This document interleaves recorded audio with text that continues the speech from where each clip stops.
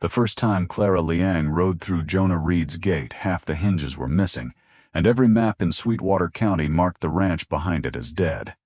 She wore a deep blue silk riding jacket in a country of dust, rawhide, and sun-bleached wool. Jonah stood beside a post he had been trying to set straight for 3 days. Clara looked past him at the roof patched with flattened flour tins, the windmill turning on one stubborn blade, and 23 sheep grazing where weeds had stood the spring before. Then she asked, very calmly, which part is supposed to be abandoned? Jonah had no answer ready for a woman like that. A year earlier he would have said all of it. Red Willow Station had come to him in a lawyer's envelope after an aunt he barely knew died without children. The property was 160 acres of hard Wyoming ground, a collapsed lambing shed, a poisoned cistern, and a house that leaned east whenever the wind came west. Jonah had been hauling freight between rail camps then, sleeping under wagons and keeping everything he owned in one bedroll. That suited him. A man who owned nothing had nothing left to lose. He had learned that lesson outside Abilene, when fever took his wife and infant son within 6 days of each other. After that, roots felt less like shelter than a promise the earth could break. So he rode to Red Willow intending to inspect the ruin, sign whatever papers were required, and sell it for whatever a fool might pay. But no fool came. And after 3 nights alone in the crooked house, Jonah heard rain tapping through the roof into empty cooking pots, and decided the place deserved one honest attempt before it disappeared. He dug out the cistern by hand. He traded 6 weeks of freight work for a used windmill head. He straightened posts with a block and tackle, roofed the lambing shed with scavenged tin, and bought 12 thin ewes from a rancher who said they were too old to matter. By the following summer, 10 of those ewes had lambed. By the summer after that, Red Willow held 23 sheep, 4 milk goats, a team of bay mares, and a garden protected from rabbits by wire Jonah had repaired 1 foot at a time. It was not wealth, but it was proof. The county assessor finally removed the word abandoned from his ledger. The railroad map had not caught up. Neither, apparently, had Clara Liang. She had left a carriage 2 miles back because one wheel had split on the road from Rock Springs. Her father's men were repairing it, and she had grown tired of waiting inside a box while the whole territory stretched around her. She was 29, the daughter of Liang Wenru, a Sacramento merchant whose company supplied tea, lamp oil, tools, and dried goods to railroad towns from Nevada to Wyoming. Newspapers sometimes called her an heiress. Men who wanted her father's contracts called her educated. Clara called herself useful. She had studied accounts, spoke 3 languages, and could judge a freight invoice faster than most station agents. She also rode better than Jonah. That became clear within 5 minutes. Jonah offered water. Clara watched him pump until the first rusty splash ran clear, then drank from a tin cup without inspecting the rim. Her eyes moved over the ranch the way a bookkeeper studies a page, not admiring, measuring. "How many acres can your north pasture carry in a dry year?" she asked. 40 ewes if the creek holds, and if it does not? 28, and I buy hay. At Rock Springs prices, Jonah looked at her. You always question a stranger's arithmetic before asking his name. Only when his fence is straighter than the road. He laughed. It surprised both of them. By the time Liang's carriage arrived, Clara knew the windmill's history, the number of lambs lost that spring, and why Jonah had planted cottonwoods along the western edge of the yard. Jonah knew she hated being called an ornament, that she kept her own ledgers, and that her father was considering a warehouse near the rail spur at Millstone. Before she mounted, she rested one gloved hand on the broken gate. "This should swing," she said. "It will." "When?" "When I get ahead of everything else." Clara glanced at the leaning house, the patched shed, the sheep nosing through dry grass. "Then I suppose I will have to return and see whether you are a man of your word." Jonah watched her ride away. That evening, for the first time in months, he repaired something that was not urgent. He fixed the gate. Clara returned 9 days later with no carriage, no servant, and a paper sack of peaches that had survived the railroad better than expected. She swung the gate open from horseback. It moved without a sound. "You kept your word," she said. Jonah took the peaches. "You came back to inspect a hinge. I came back because the hinge was an excuse." That summer, excuses became unnecessary. Clara rode out from Millstone twice a week while her father negotiated warehouse space and supply contracts. She learned to skirt a nervous ewe without scattering the flock. Jonah learned that an ink brush could reveal hesitation more clearly than handwriting.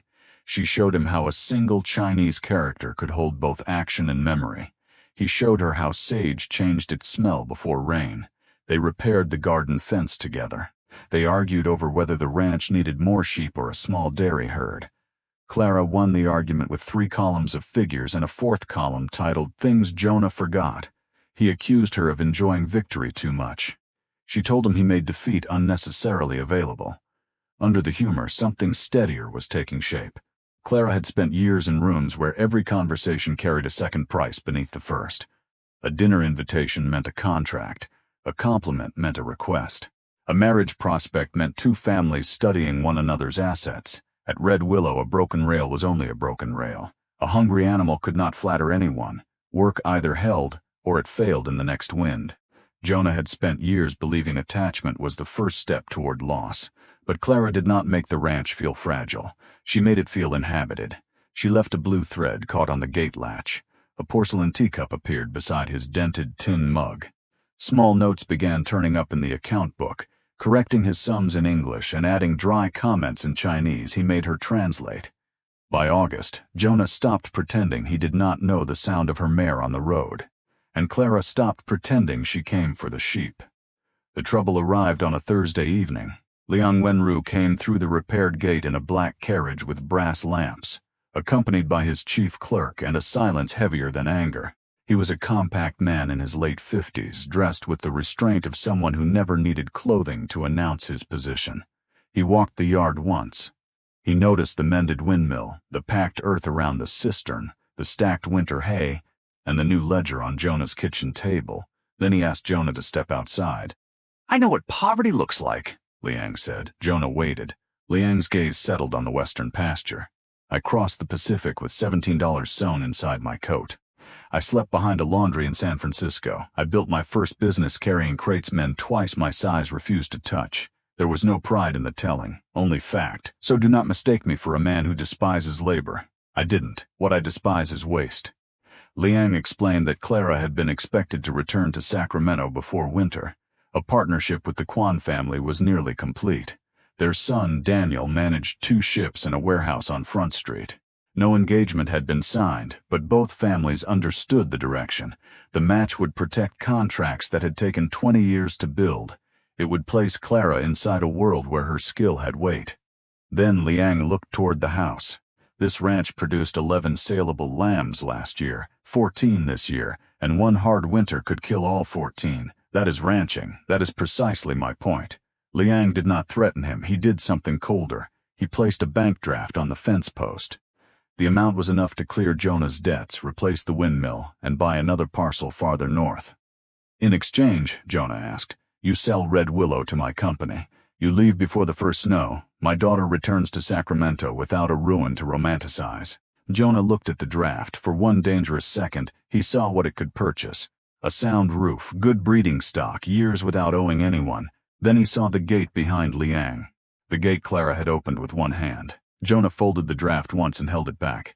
"You came here believing the ranch was the temptation, is it not?" "No." Liang's face changed only slightly, but Jonah saw he understood. Clara was not drawn to poverty. She was drawn to choice, and that frightened her father more than any broken ranch ever could. Liang took the draft. "My daughter leaves in 12 days, he said. The carriage rolled away after dark. Clara did not come the following week. Then another 4 days passed. Jonah worked until his palms split. He reset a corner post that was already sound. He counted hay twice. At night, the porcelain cup beside his mug became unbearable, so he moved it to a shelf. The next morning, he put it back. On the 12th day, the eastbound train was scheduled to leave Millstone at 7:10. At 6:30, Jonah saddled one of the bay mares. He rode as far as the repaired gate. Then he stopped.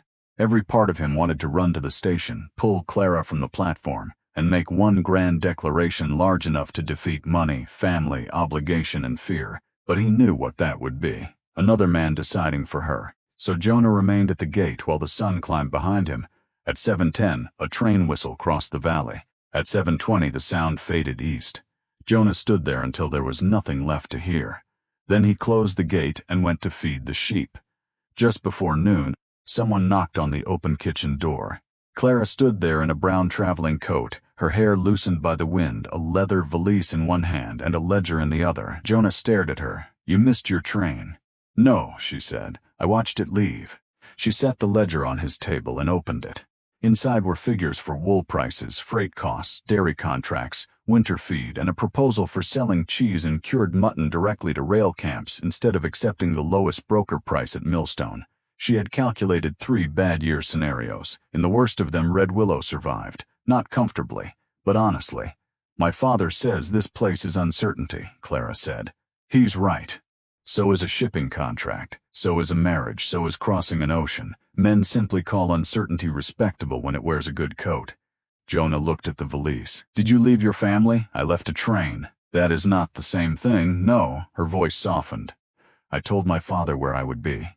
Jonah moved away from the table. He had imagined this moment in every selfish form. None of those imaginings included the weight now pressing against his chest. "I have land," he said. "Some sheep, 2 good mares. A roof that still argues with weather. That is the whole inventory." Clara closed the ledger. "You forgot the gate. What about it? It was broken." "You repaired it before there was any reason to believe I would return." She stepped closer. "That is the kind of wealth I am choosing." Jonah did not promise her ease. He promised the truth. Winters would be severe. Money would narrow. People would stare in town, some from curiosity and some from uglier things neither of them could pretend away. Her father might never forgive the choice. Clara listened.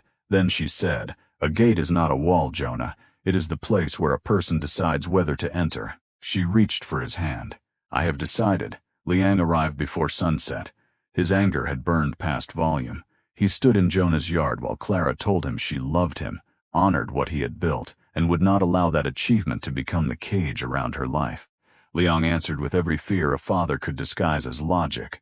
The territory was hostile. The ranch was small. The law protected men like Jonah more readily than women like Clara. A failed season could erase them. A cruel town could make ordinary life exhausting. Clara did not deny any of it. That was what stopped him. She had not mistaken hardship for romance. She had measured it. She had put numbers beside it, and she had still chosen. Liang turned to Jonah. "What guarantee do you give me?" "None." The chief clerk shifted uneasily. Jonah continued. "I can guarantee work. I can guarantee she keeps her name, her money, and her say in every decision made on this land. I can guarantee I will never call obedience love." Liang's eyes narrowed. "And if the ranch fails?" "Then we fail telling each other the truth." For a long moment only the windmill moved. Liang left without blessing them. But he also left without Clara. That winter became the hardest in 6 years. Snow covered the north pasture before Thanksgiving. 2 ewes died during a 3-day freeze. The well pump cracked in January. Jonah and Clara slept in shifts through lambing, warming weak newborns near the stove and writing expenses in the ledger with hands that shook from exhaustion. Liang sent no money. Clara asked for none. But in February a freight wagon arrived carrying a replacement pump cylinder, 4 sacks of rice, tea, lamp oil, and 1 sealed note. The invoice had been marked paid. The note contained 4 words, "Your calculation audit breakage." Clara laughed until she cried. In spring, Liang came himself. He did not apologize. He inspected the flock, asked for the winter loss figures, and argued with Clara over the margin on rail camp cheese. By summer, his company had agreed to carry Red Willow wool east at a fair freight rate. Not charity, a contract. The difference mattered to all 3 of them. Jonah and Clara married beneath the cottonwoods that September.